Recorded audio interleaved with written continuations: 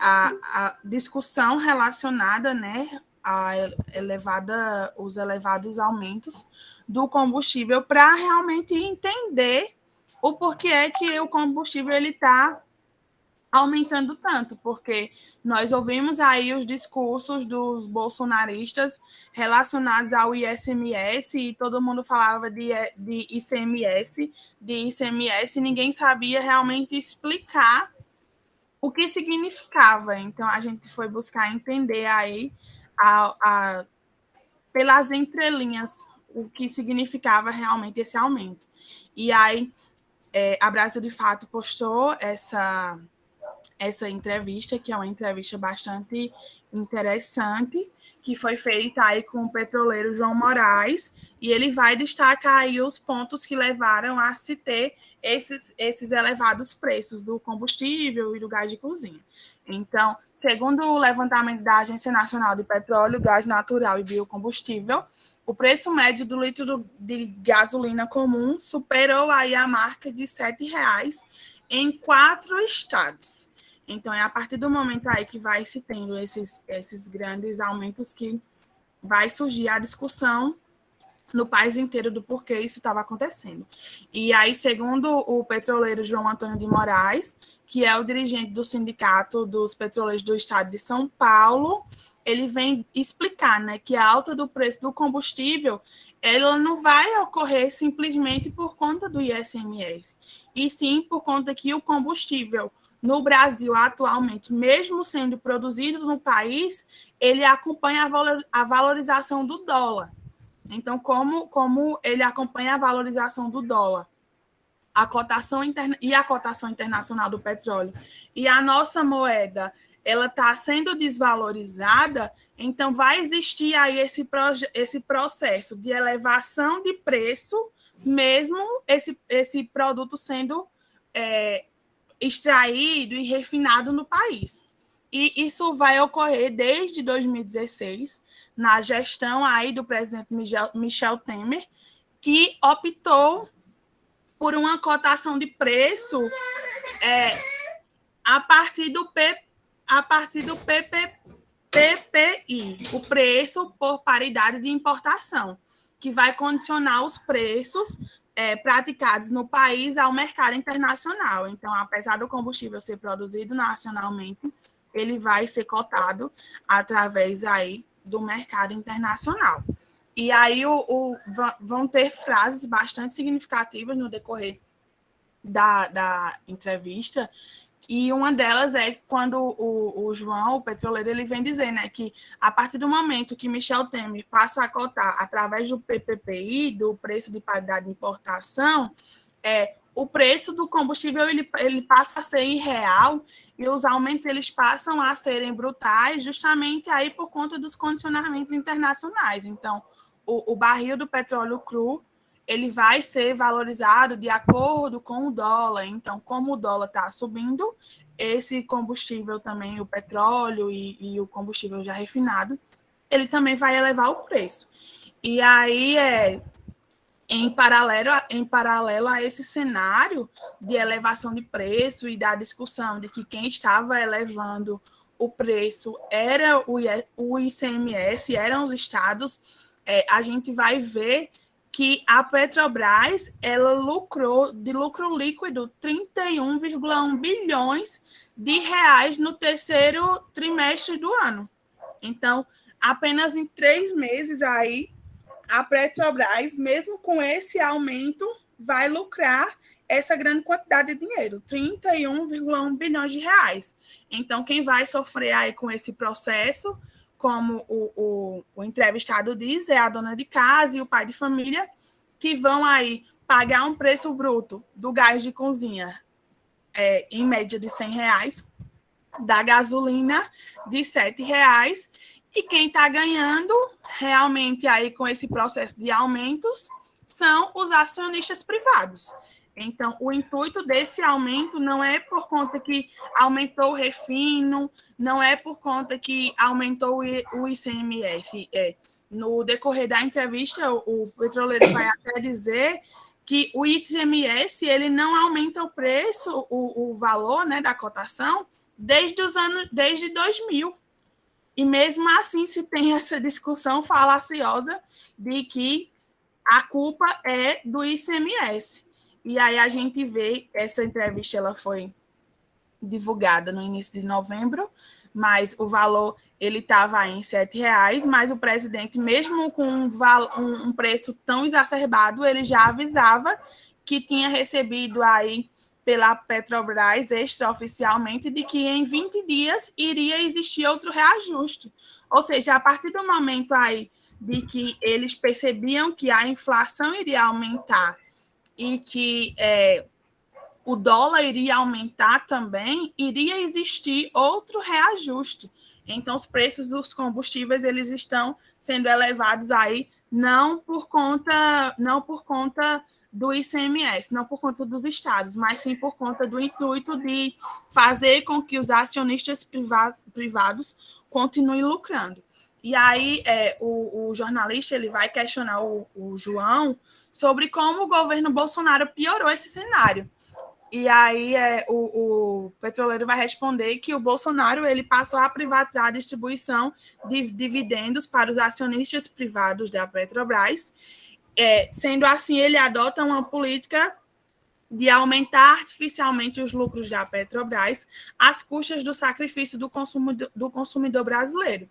E com isso facilita o repasse aos acionistas privados, que são aí de grande parte estrangeiros que vão atuar no Brasil e na Petrobras. Então, porque se existe muito a discussão nesse governo do processo do neoliberalismo. Então, eles colocam muito a culpa desses aumentos nas empresas estatais. Contudo, nós vemos, a partir dessas análises, a partir do entendimento ao pé da linha, de que o problema não é a empresa ser uma empresa estatal. O problema não é 60% da Petrobras ser do Estado brasileiro. O problema é que o intuito desse governo e do Michel Temer era desenvolver riquezas para a empresa privada, para o mercado privado. Então, é por conta disso que esses preços estão aumentando. Então, é bem enfático, o entrevistado ele vai sempre enfatizar que não tem nada a ver com o ICMS, e sim com o PPI, e sim com os recursos que são aí absorvidos pelo mercado privado. Aí tem um vídeo bem interessante aqui de 3 minutos que a Brasil de Fato também produziu, que eu vou colocar para vocês verem, que vai justamente aí sintetizar isso que eu estou falando.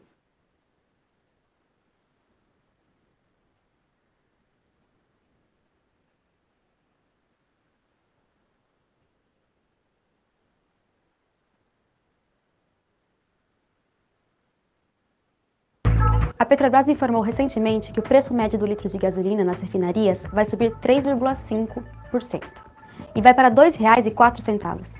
É o maior patamar desde 23 de outubro do ano passado. O Brasil de Fato preparou uma série especial para explicar o aumento do preço dos combustíveis a partir de 2 pontos: a política de preços iniciada por Michel Temer e continuada por Bolsonaro e o uso de nossas refinarias. Neste vídeo, nós vamos abordar a política de preços. Então vamos lá. Você deve ter percebido que nos últimos 2 anos a gasolina subiu mais do que nunca e está super cara. Para você ter uma ideia, de 2003 a 2014, houve apenas 15 reajustes no preço final dos combustíveis. De junho de 2016 até maio de 2018, o preço da gasolina e do diesel foi reajustado 216 vezes. Isso acarretou no alto valor do diesel, que por sua vez foi um dos motivos da greve dos caminhoneiros que paralisou o Brasil no maio do ano passado. Mas afinal, qual é o motivo dessa variação no preço? Quando comparamos o preço da gasolina entre os países produtores de petróleo no mundo, o Brasil apresenta a segunda gasolina mais cara. Nós somos um país autossuficiente em petróleo e, em tese, por essa razão, a gente não teria que pagar um valor tão alto no combustível. Esse encarecimento está ocorrendo por causa da política de preços iniciada em 2016 por Michel Temer e perpetuada por Jair Bolsonaro. Essa nova política de preços de combustível está baseada na variação da cotação do petróleo no mercado internacional e no preço do dólar, que são altamente instáveis. Mas como era antes? A política interna de preços amenizava as variações, realizando um controle dos preços para segurar o aumento da inflação. E esses preços favoreciam os brasileiros. E aí o preço do etanol também ficava mais barato, porque acompanhava a variação da gasolina. Com o golpe de 2016, os interesses das empresas internacionais e acionistas passaram a ser o foco da estatal. A nova política veio para tratar a Petrobras como uma empresa que deveria render lucros aos acionistas e não favorecer o povo brasileiro. Isso significa que, com o alinhamento dos preços dos combustíveis aos parâmetros internacionais, o Estado perde a possibilidade de executar uma política que dialogue com as nossas necessidades e do desenvolvimento nacional. Por exemplo, no ano passado, a gasolina subiu quase o dobro da inflação. O valor aumentou mais de 7% no acumulado de 2018, enquanto a inflação oficial foi de menos de 4%. Mas se essas medidas são prejudiciais à população, por que o governo insiste nelas?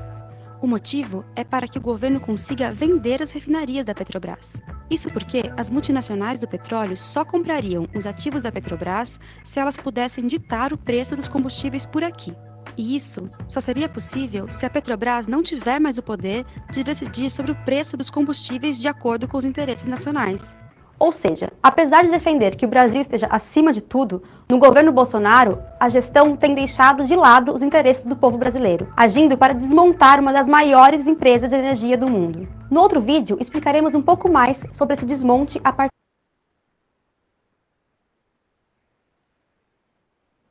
Caiu, Jaqueline? Ou é só esse mesmo? Não, é porque eu vou dar continuidade, aí tem o outro videozinho bem curtinho que vai terminar de explicar esse conteúdo.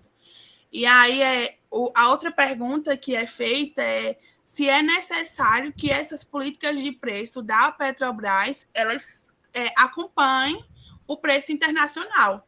E aí o petroleiro ele vem dizer que não, porque se o petróleo ele é do Brasil, ele é produzido no Brasil e é refinado no Brasil, por que é que tem que ser igualado o preço do dólar, se a produção ela é feita em real? E aí é justamente essa explicação que ele vem falar, né? Que o intuito é desvalorizar a Petrobras para que ela seja vendida. Então, Bolsonaro vai abrir mão aí do compromisso com o Estado e vai fomentar constantemente mais, juntamente com o seu ministro da Economia, o seu compromisso com o mercado privado.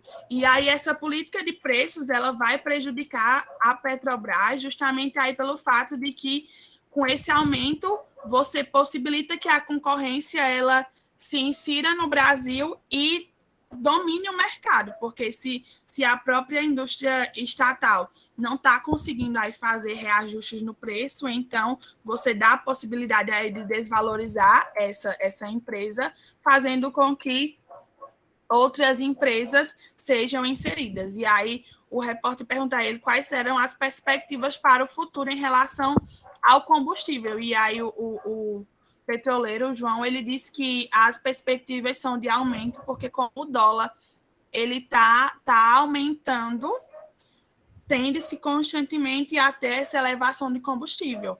E aí a única forma de resolver esse problema seria fazer com que o processo que Dilma estava organizando ocorresse, porque no governo de Dilma ela pretendia aumentar as refinarias, e aumentando as refinarias nós não precisaríamos exportar. Contudo, a partir do momento que acontece o golpe, esse processo aí de construção de novas refinarias, ele para. E aí é a partir daí que nós vamos ter a elevação desses problemas. Então, essas políticas que vão sendo realizadas aí a partir do governo do Temer e dando continuidade no governo Bolsonaro, elas vão justamente na contramão da função social da empresa estatal. O serviço agora da Petrobras não tem mais o intuito de servir à sociedade, e sim de servir ao mercado privado. Então, vai ser um lobby de um processo em que existe aí constantemente o interesse do desenvolvimento do mercado privado. E aí, por fim, tem mais um vídeo, que é o vídeo que vai só sintetizar isso que eu falei, e aí a gente vai para as perguntas.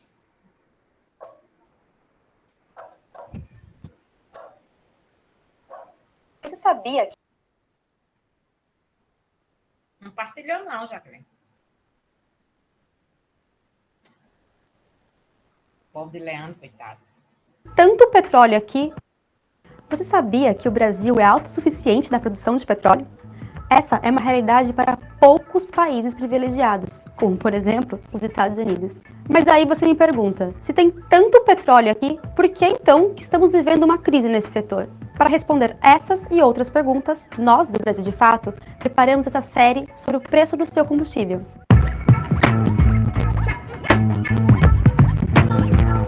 No primeiro vídeo, explicamos a nova variação da cotação do petróleo, que se baseia no mercado internacional. Uma mudança feita por Michel Temer na política de preço da Petrobras em 2016, que afeta diretamente o preço do combustível que você compra aí, na sua cidade. Agora, neste vídeo, vamos explicar outro ponto crucial que reflete no aumento do preço dos combustíveis: as escolhas políticas de Temer e Bolsonaro sobre o uso limitado e privatização de metade das refinarias nacionais. Bom, a Petrobras produz 2.600.000 barris de petróleo por dia e tem capacidade de refinar 2.400.000 barris diariamente. O petróleo refinado é aquele transformado em produtos como diesel, gasolina e o gás de cozinha.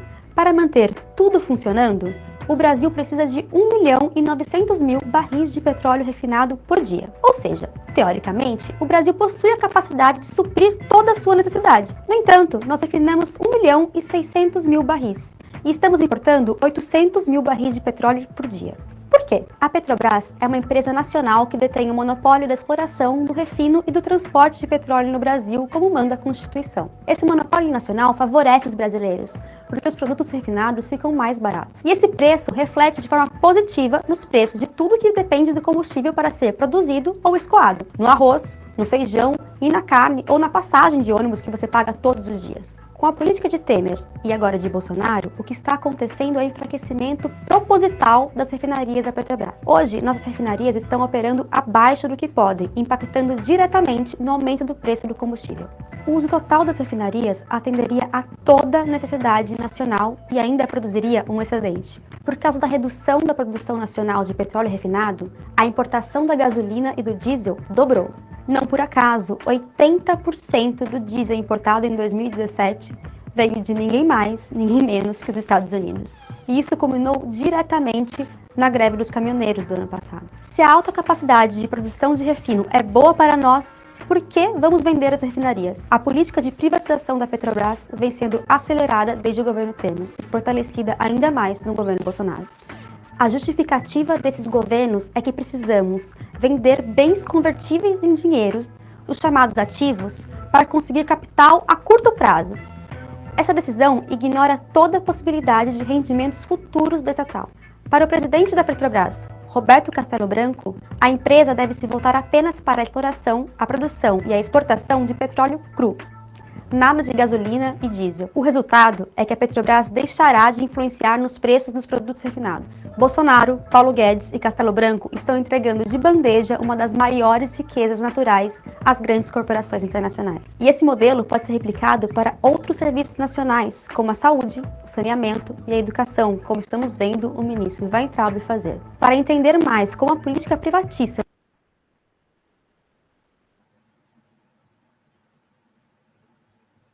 Bom, então achei necessário passar esses vídeos justamente porque eles são aí bem didáticos e explicam essa realidade que nós estamos vivendo atualmente do boicote aí das empresas estatais. A primeira pergunta vai para o grupo, então vai para a Rafaela. Eu vou colocar no chat, mas eu vou ler também. A partir da análise do texto, percebe-se que o discurso do presidente Bolsonaro e de seus apoiadores é uma falácia e que o preço do combustível não está sendo elevado apenas pelos estados através do ICMS. Na sua opinião, por que o presidente se utiliza desse discurso de culpar os estados pelo aumento, no lugar de expor a realidade de uma economia lucrativa e neoliberal que beneficia apenas o mercado privado?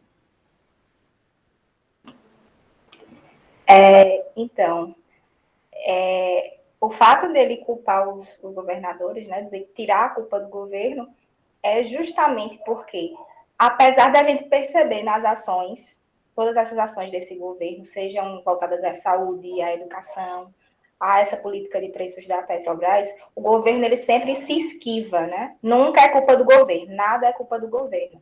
Então, por mais que as ações deles digam o contrário, que tudo é culpa, sim, do governo federal, ele falar isso faria com que essas pessoas que o defendem hoje não tivessem mais argumentos. Então, para ele é mais vantajoso jogar a culpa em outras pessoas do que assumir que o governo é um fracasso na saúde, na educação, na economia.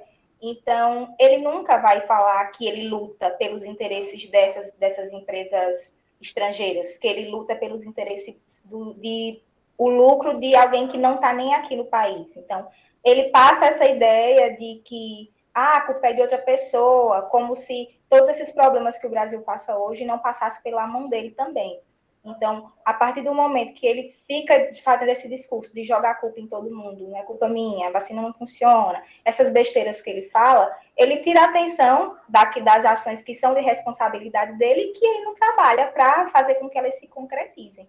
Então, a gente percebe, né, na análise que a gente já fez aqui outras vezes no grupo, que esse governo ele é um governo que trabalha muito em prol desses grandes empresários, dessas multinacionais, e que o interesse de privatizar as empresas estatais, elas sempre existiu, inclusive foi promessa de campanha. Então, quando a gente olha para esse ato dele, né, de jogar a culpa em todo mundo, a gente sabe que ele nunca vai admitir o que realmente acontece lá, mas que tudo isso sim é culpa dele, passa pela mão dele, de qualquer forma. É importante o assunto que as meninas trouxeram hoje para a gente repensar, a gente ver como é que hoje está o preço do petróleo e a gente vê só especificamente como o preço do petróleo, quando nós sabemos que o preço da gasolina ela repercute em muitos outros itens na economia. Eu diria que praticamente toda a nossa vida ela tem o uso do petróleo, certo? E então isso vai repercutir nos demais itens total. Então, logicamente que o Brasil não é um país que tem, vamos dizer assim, grande produção de petróleo. O Brasil é um país propício a ter, né, petróleo. Né? O Brasil é um país propício a ter, né? Nós já conseguimos muito petróleo dos anos 70 para cá, certo? Por quê? Porque nós somos da geografia, nós sabemos, olha aí, ó, nós somos da geografia, a maior parte dos nossos terrenos são terrenos de bacias sedimentares, o que é propício a encontrar petróleo nesses terrenos, certo? Mas nós temos mais abundância de minerais metálicos, e não de minerais não metálicos, como é o caso do petróleo, certo? E, mesmo assim, a grande quantidade de áreas que nós já temos, já daria até para a gente não ter muitos problemas com petróleo hoje. Né? Então, se comparado dos anos 70 para cá, que a gente só tinha um pouco, se eu não me engano, no Rio de Janeiro, depois ampliou para Bahia, para Sergipe, para o Rio Grande do Norte, para essas áreas todas dentro do Brasil hoje, que são áreas que têm reservas de petróleo e que têm produção de petróleo também, né? Já não precisaria mais a gente ter tantos problemas assim. Logicamente, lembrando que o petróleo ele não é ele é um commodity, mas ele não é isolado, certo? Ele não é isolado do Brasil, do Oriente Médio, certo? Dos Estados Unidos, que os Estados Unidos têm uma grande produção, os Estados Unidos não têm reserva de petróleo, né? Os Estados Unidos têm uma grande produção. Ele não é uma coisa específica de um país. Ele faz parte de uma economia internacional. Por isso que repercute, né? Quando tem o aumento do preço do petróleo, por exemplo, no Oriente Médio, vai repercutir no mundo inteiro. Né? Logicamente que essa situação do Brasil é uma coisa mais específica, mas não deixa de estar ligado dentro de uma economia internacional. Não deixa de estar ligado, porque a gente não pode olhar esse tipo de economia fora dos mercados, fora do mercado internacional. Só olhar o mercado nacional. Não podemos fazer isso, certo? Não podemos fazer isso.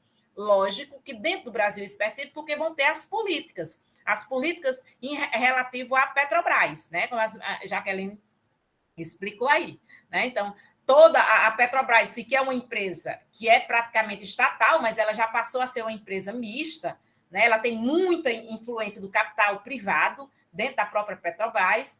E aí, o que é que acontece? Né? A própria Petrobras, ela tem autonomia na questão dos preços do petróleo, mas, logicamente, que ela também não é isolada. Ela tem um controle, né? E ela tem um controle, 40% do capital atualmente é privado. Né? Então,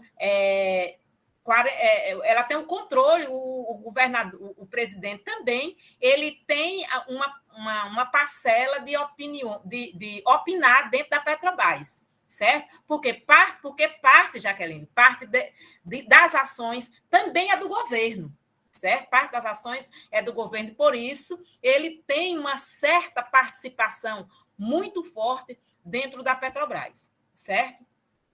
E aí, por isso que teve aqueles escândalos todos no governo Lula, mas depois no governo Dilma também, aí vem hoje o que deu esse escândalo aí, o que repercutiu na eleição de Bolsonaro, vocês, as meninas explicaram isso aí muito bem, né? Isso repercutiu na eleição dele, mas uma coisa, por exemplo, Dilma fez muito bem, e aí foi um destaque muito grande naquele período sobre o pré-sal, que toda a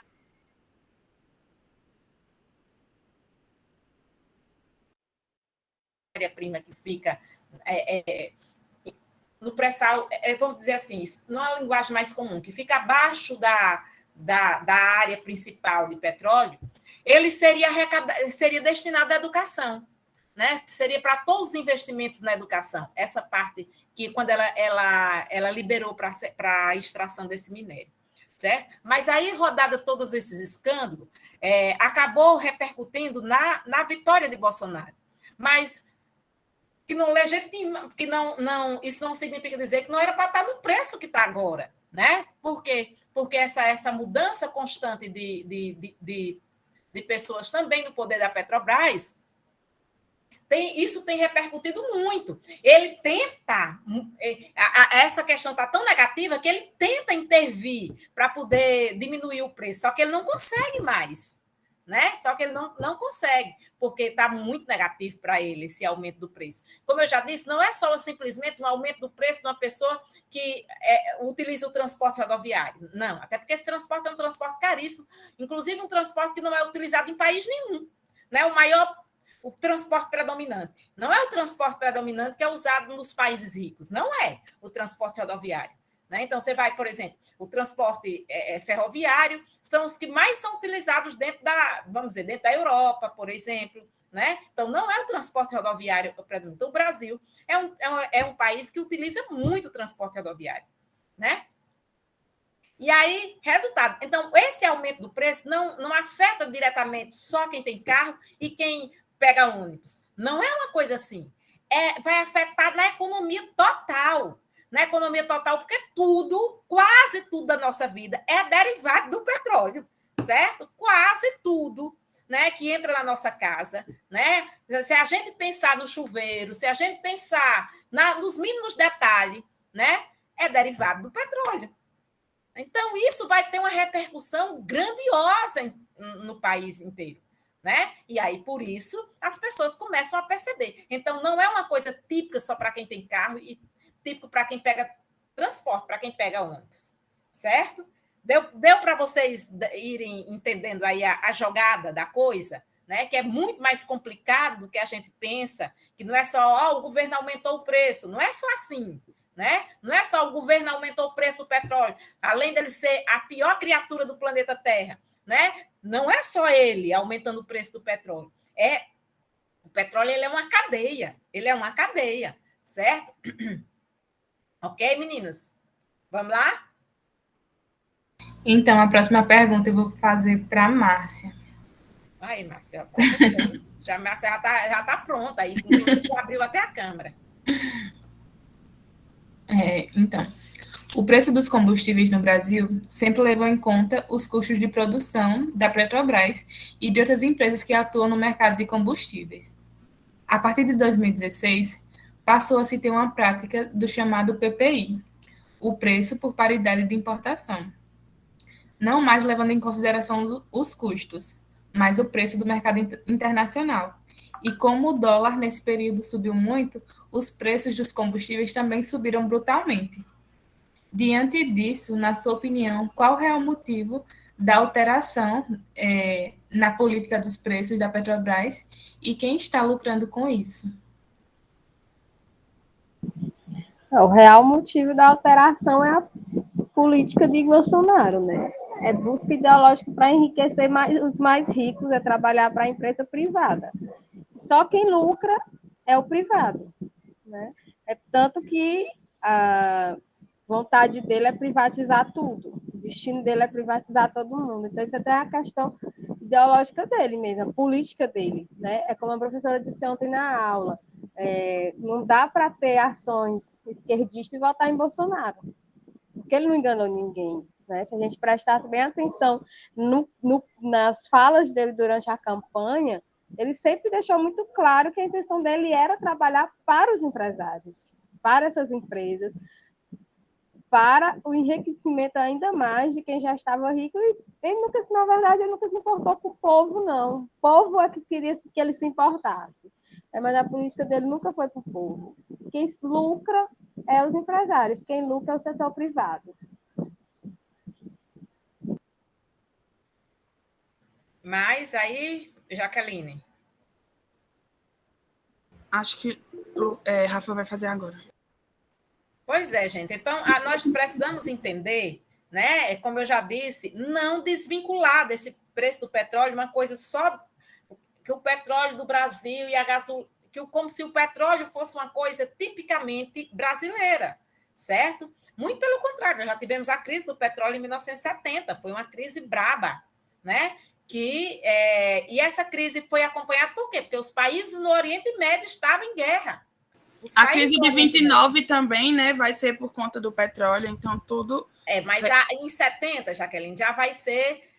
aqui no Brasil mesmo, ela é a crise chamada mesmo a crise do petróleo, porque o país não tinha a quantidade de petróleo que ele tem hoje. Por isso que eu disse a vocês, nós temos um terreno propício a encontrar petróleo. Agora, as pesquisas para poder encontrar petróleo são muito caras, certo? São muito caras. E aí, mas nós temos um terreno propício. Imagine se os Estados Unidos tivessem o terreno que a gente tem, ele já tinha investido em todo canto para poder encontrar o petróleo, né? Mas nós não tínhamos hoje a quantidade de petróleo que a gente tem hoje, nós não tínhamos naquele período, né? E o Brasil importava muito petróleo do Oriente Médio, né? E aí os países estavam em guerra naquele momento, que era a guerra. Aí era aquele momento da consolidação de Israel, certo? Então, vinha a Guerra dos 6 Dias, vinha a guerra a retomada entre os árabes e os judeus. Então, estava naquele momento muito forte da consolidação do Estado de Israel.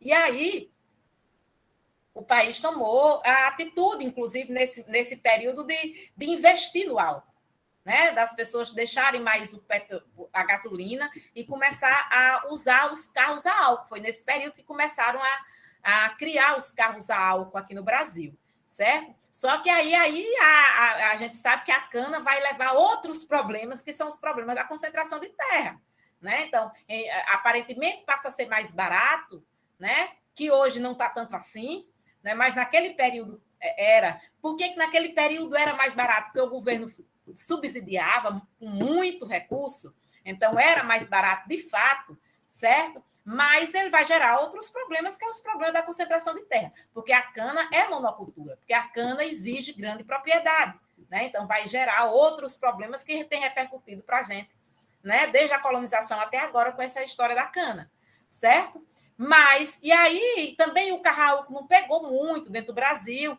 e o transporte rodoviário já tinha se alastrado dentro do país, com as rodovias, com as empresas, com a indústria chegando muito forte dentro do Brasil, né? A indústria automobilística.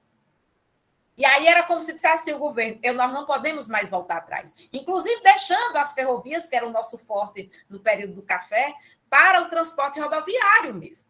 né? Então, nós não podemos voltar. E aí o país foi onde o país começou a fazer novas pesquisas, novas descobertas e continuar investindo em rodovia, em ampliação de rodovia, inclusive muitas das nossas rodovias hoje, nos grandes eixos, São Paulo, ou Sul, Sudeste, são rodovias privatizadas, então se ganha muito com isso, certo? Então, é tudo um contexto, é todo uma cadeia que não há separação, dessa cadeia, certo? Então, é uma coisa muito complicada. Então, também aqui no Brasil, a repercussão é pelo tipo de transporte que o país fez a opção, certo? Fez a opção. E é porque o país não tinha opção? Não, era porque a onda internacional, certo? A onda, vou usar uma palavra que eu não gosto muito, mas a onda global era de transporte rodoviário que estava de indústria automobilística muito forte dentro da Europa, mas a própria Europa não tem como predominância o transporte rodoviário, certo? O transporte lá forte é ferroviário, o transporte ferroviário é um transporte fantástico, né? É um transporte que não atrasa um minuto. Você chega na hora certa, certo? Então, é o transporte de ponta nos países ricos. Então, você não tem petróleo, você vai ter outros tipos de... Por isso que essas indústrias automobilísticas elas se espalharam pelo mundo todo, principalmente para os países mais pobres, né? Então, era as indústrias fortes daquele momento e o país queria se industrializar, então abriu as portas para as indústrias automobilísticas. E aí o país entrou nessa onda de transporte rodoviário. Um país com a dimensão geográfica que nós temos, com um transporte muito caro, como é o transporte rodoviário, certo, gente? Então, o petróleo ele vai ter sempre problemas. Lógico, não chegou tanto no preço que a gente está hoje, mas ele vai ser sempre problemático para nós, certo? A dimensão geográfica nossa é muito grande, né? Então, é muito grande o que deveria ser para nós investimentos mais em ferrovias, que houve um momento desses investimentos no governo Dilma, né? Houve mais uma abertura para alguns, nas capitais, para alguns metrôs, então houve esse investimento justamente porque não estava mais dando conta, né? Diga, Rafaela. Não é só chamando realmente a atenção para essa parte que a senhora disse que precisa a gente entender que o preço que está caro, ele não é só da gasolina, né? Porque quando a gente fala que o preço da gasolina está caro, muita gente que não entende esse discurso de que está tudo integrado, eu já ouvi muita gente dizer, e daí, eu não tenho um carro? Pois é, não é assim. Então, as pessoas, principalmente, que são apoiadoras do governo, mas por isso aí está doendo quem tem carro, não sei o quê, como é que está impactando os pobres desse jeito? Justamente porque não existe essa explicação de que está tudo... Exatamente, porque um monte de coisa é derivado de petróleo. Eu citei o chuveiro porque o plástico né? Então, veja, é muita coisa dentro da vida da gente que é derivada de petróleo, né? Então, a gente tem uma dimensão muito grande das coisas que são derivadas de petróleo, né? Mas a gente quer ver a cidade bonita, é derivado de petróleo. A gente quer ver certo? Então, tudo é derivado, muita coisa é derivada. Eu diria que nós temos uns 90% da nossa vida cotidiana é muita coisa derivada de petróleo. Diga, Lucas. Professora, a gente sabe, né, da composição do petróleo, né, que é restos orgânicos.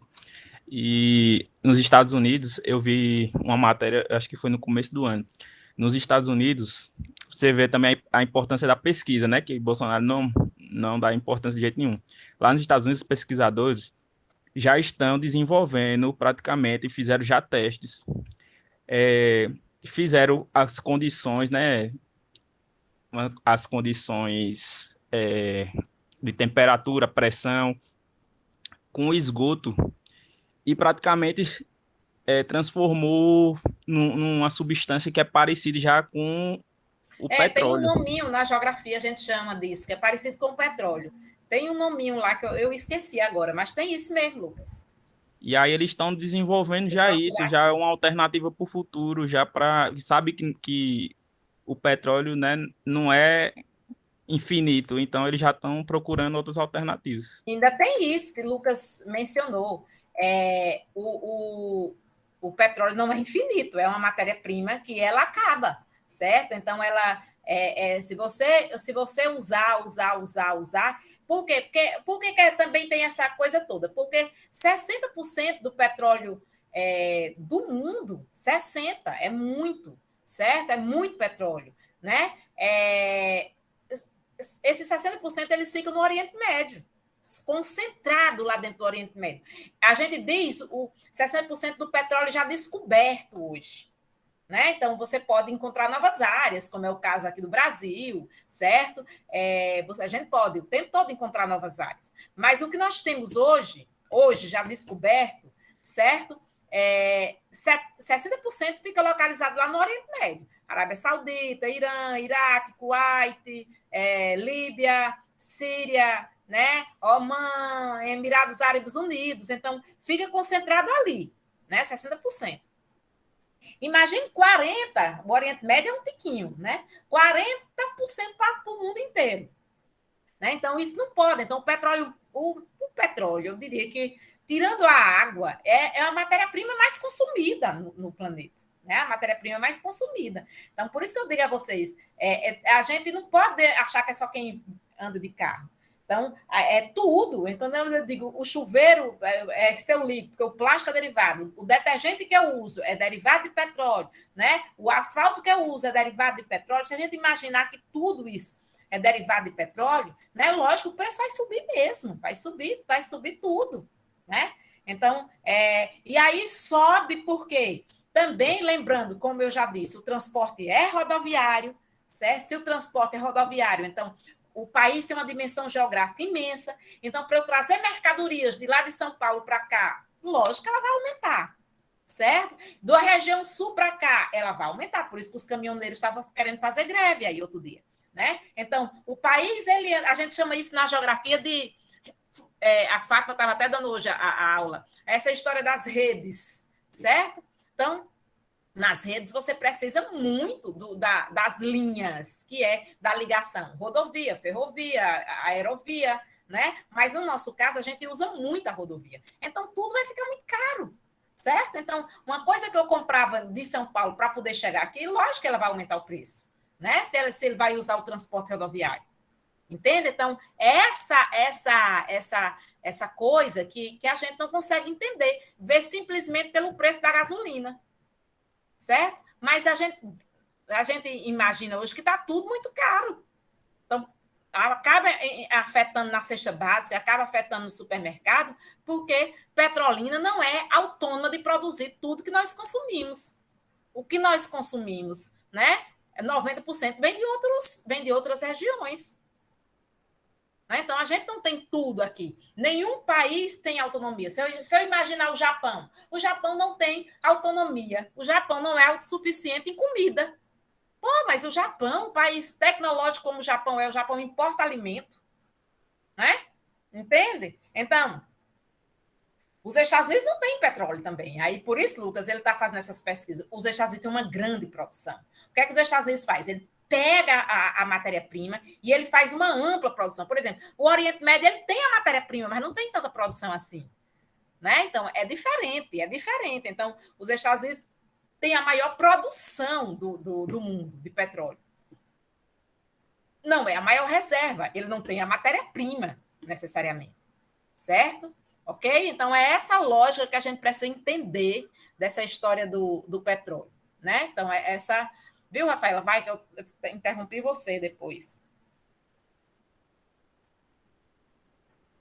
Rafa? Como é? Não entendi. Eu tinha interrompido você na hora que você estava falando. Você ia fazer pergunta também. Ah, não. Quem vai fazer é Lucas agora. Vou botar ou era Daniele? Lucas que vai fazer a pergunta.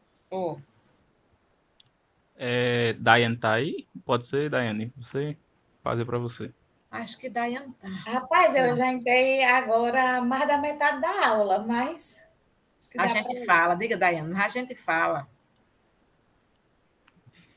O governo detém 60% das ações da Petrobras, podendo intervir nas políticas da estatal. Contudo, o governo Bolsonaro não fez nada para mudar as políticas de preços. Pelo contrário, ele foi na contramão do que prometeu em 2018 e o preço da gasolina 73% e do gás de cozinha 96% tem acumulado, essa é a porcentagem de acumulação no ano de 2021, que são exorbitantes. Na sua opinião, a criação do auxílio gás e da possível criação do auxílio combustível para os caminhoneiros é uma forma desesperada do governo de amenizar o caos instaurado em seu mandato, buscando a reeleição?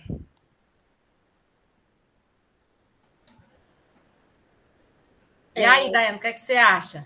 Então, Essa aí da bolsa eu tô por fora. Tem mesmo, é? Tô desatualizada aí. Esse auxílio aí para os caminhoneiros eu não sabia, não, mas eu sei que essa bolsa aí também não sabia, não. É uma bolsa, Lucas? Eles estão ainda discutindo. O Bolsonaro disse que está planejando dar R$ 400 por mês para os caminhoneiros. Os caminhoneiros já refutou já. Mas talvez, Daiane, talvez seja para... Mas você vê aí, talvez seja para... Ele estava com um movimento forte de greve. Então, como a gente viu, na última greve dos caminhoneiros, né, ficou um colapso no Brasil, ficou um desespero, as pessoas começaram a correr para ir para os mercados comprar, porque ficaram com medo de faltar alimento. O gás, o pessoal colocaram um absurdo, né? Estava dobrando o valor, então, tipo, tinha muita gente se aproveitando, assim como no início da pandemia. Então, eu acredito que o fato do governo está prevendo esse auxílio seja, sim, uma maneira desesperada para tentar controlar essa greve, para não haver greve, porque o que tudo indica é que mais tarde, ou mais cedo ou mais tarde, que nem diz o pessoal, vai haver, sim, essa greve, porque está tudo muito caro, o preço dos combustíveis está um absurdo, e ainda está com a previsão de aumentar mais daqui até o final do ano. Então, o governo está tentando, de todas as formas, amenizar esse impacto do preço dos combustíveis, né? Criou a bolsa, o auxílio aí para o pessoal que tem Bolsa Família de R$ 400 também, que é uma forma de amenizar isso para tentar uma nova reeleição, porque ele não criou nenhuma medida cabível para tentar controlar ou, de alguma forma, amenizar realmente, porque, de toda forma, esses auxílios de R$ 400 para uma pessoa que quem está na Bolsa, quem é do Bolsa Família é quem vive na extrema miséria, né? Se só o botijão está quase R$ 200, daqui para o final do ano vai isso, né? Que já está 110, se eu não me engano, por aí. Então, quando coloca os outros custos essenciais, dá um absurdo. Então, sim, o governo está tentando de tudo para maquiar, para amenizar esse impacto do preço dos combustíveis. Pois é, gente. Essa aí da bolsa também não estava, sabia não, mas dentro dessa história, assim, embora a greve dos caminhoneiros naquele período também foi por aumento, mas não nessa dimensão que nós temos agora, e também não era um movimento político, era um movimento também que tinha, a gente tinha outras intenções, a gente discutiu aqui no grupo, era inclusive e naquele momento ali já era uma defesa do próprio Bolsonaro, né? Mas a história hoje que está assim absurda, então é uma forma também, eu vejo, Lucas, também de calar a boca desse povo, né? Com uma nova bolsa, porque ele também tá doido com essa história aí do combustível, né? E aí Rafaela, como os mais pobres, por exemplo, ainda que eles não saibam os derivados do petróleo, que são inúmeras coisas, mas uma coisa é fato, o gás de cozinha, que é derivado dele também, né? E aí, por isso que a gente está experimentando esse preço absurdo, né? Então, a pessoa não anda de carro, a pessoa não tem carro, mas a pessoa tem produto de limpeza, a pessoa tem chuveiro, a pessoa tem gás, a pessoa tem, né, tecido, a pessoa tem, entendeu? É tudo, é muita coisa que é derivado de petróleo, certo? Diga, Daiane. Então, professora, eu esqueci de ressaltar que, tipo, eu já ouvi de algumas pessoas falando, tudo bem, eu não tenho carro e não tenho moto. Que é justamente isso que a senhora acabou de falar, pessoas que não têm o conhecimento e que não têm a noção de que com esses aumentos do combustível, do petróleo, está tudo aumentando, né? Até porque mesmo um produto que não tenha nada a ver com isso, só na questão do transporte, que, né, já foi ressaltado no debate, o produto vai ter que colocar aquele custo do transporte em cima do produto. Então, o valor do produto tem toda uma história por trás. Então, a maioria das pessoas que não tem esse conhecimento, elas não estão nem aí, elas não estão ligando, porque elas só sentem quando realmente atinge elas. É aquele velho ditado, só olha para o seu umbigo, né? Então, o mais triste da sociedade é esse fator, que a maioria das pessoas não estão se importando, não estão vendo o que está por trás da história real. Exato. Ok, gente? Mais alguma coisa?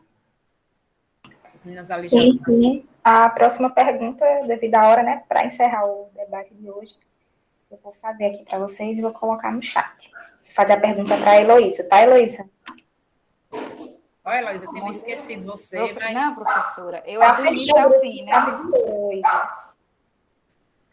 Antes que o pessoal aí da turma saia, Josiane, os meninos, viu, gente? Hoje é o dia da temporada, certo? Do grupo, né? Agora a gente vai voltar só em fevereiro, né? Vamos dar uma parada aí, porque esse semestre maluco da UPE, né, não vai dar certo, não. Em fevereiro começa outro semestre, se bem que no ano que vem vão ser 3 semestres também, mas nós não vamos entrar na loucura, não. Então a gente vai seguir o semestre normal, como nós fizemos agora, de agosto a novembro, e a gente vai... Pode botando aí, Heloísa, ou Rafaela, a pergunta. E a gente vai de fevereiro até junho, ou março até junho, a gente vai seguir os semestres normais, né? Nós não vamos na loucura da UPE, não. E aí é assim, como a gente está no nossa última reunião de hoje, agradecer a presença mesmo das meninas, pode ser que elas saiam aí para a aula, principalmente do firme aí, a Jussiene, o pessoal Érica, que vem sempre, Zé Roberto, né? Além do pessoal do grupo, mas tem um outro grupo, Daiane, que vem sempre aqui nas nossas reuniões. Né, os certificados do semestre passado, quem participou? A Jaqueline acho que já deu todos, só a equipe, porque a coordenação que está esse ano, minha filha, demora, viu? A equipe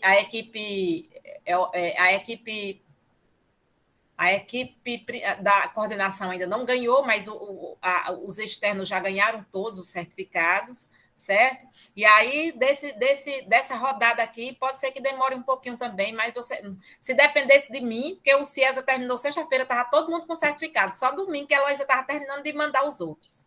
Mas não depende de mim, né? Esses projetos de extensão da UPE é uma chatice, né? Aí, pronto. Mas aí, Jussiane, mas a gente vai lhe colocar no próximo encontro, né? Quem já está participando já tem na nossa terceira rodada, eu acho, né? Então, já tem muito ponto aí de extensão, já tem uma boa pontuação de extensão aí para o currículo, né? De projeto de extensão. E as meninas aí da ACC, não sei nem se... Porque aqui demora muito, viu, Heloísa? Mas... Patrícia, você não... porque Patrícia é da coordenação. A Patrícia precisava desse certificado para poder fechar a ACC dela. Foi, Patrícia estava até conversando comigo sobre isso, mas eu expliquei justamente isso a ela, que a dificuldade está sendo com o pessoal da coordenação. Eles até que deram dos externos, mas da coordenação, porque vem de Recife, né? Da coordenação já vem de Recife. Então, vou cobrar, né? Porque Flávio, misericórdia, quando eu dei uns gritos, foi que saiu dos externos. Né? Porque se não tivesse dado uns gritos, não tinha saído nem dos externos. Aí, mas o outro, vocês viram como o outro veio ligeiro, né? Do semestre passado, do outro semestre, de 2020. Não demorou tanto, entendeu? Mas Patrícia tem o de 2020. Ela não tem o de 2020, Jaqueline? Aquele de 2020, viu, Patrícia? Você tem o de 2020, mulher.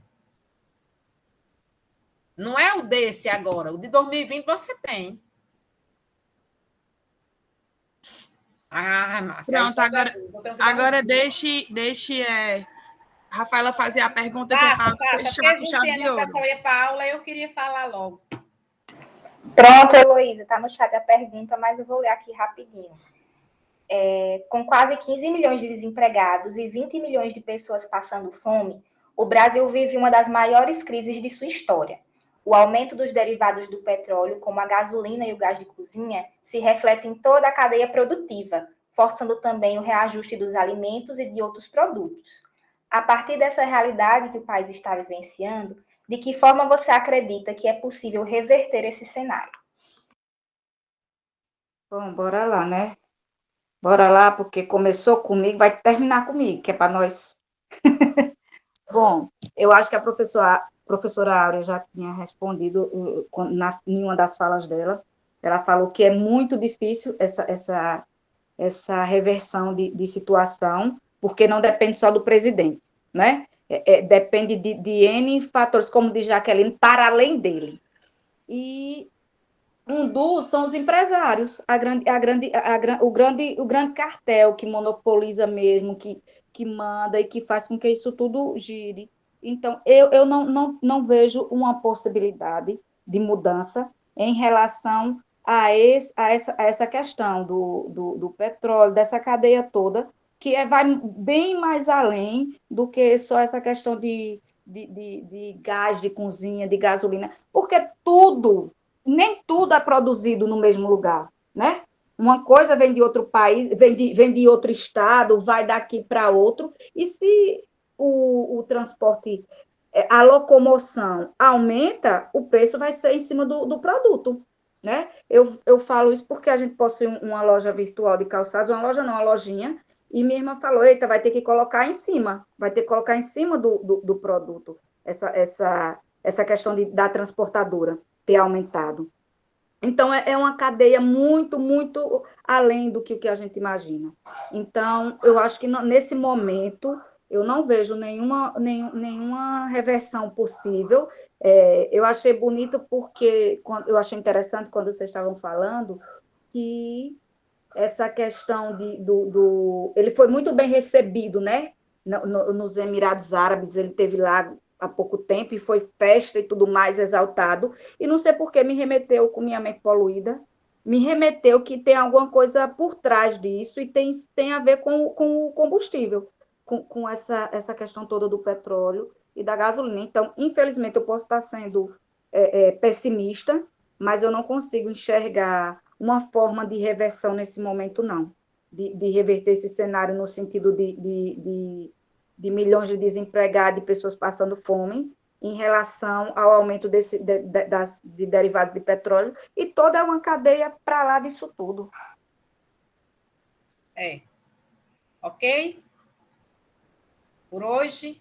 Então, ok, gente. Mais uma vez, agradeço aí à equipe, ao pessoal aqui da participação, Jussiene, Zé Roberto, hoje os meninos. Vamos ver se...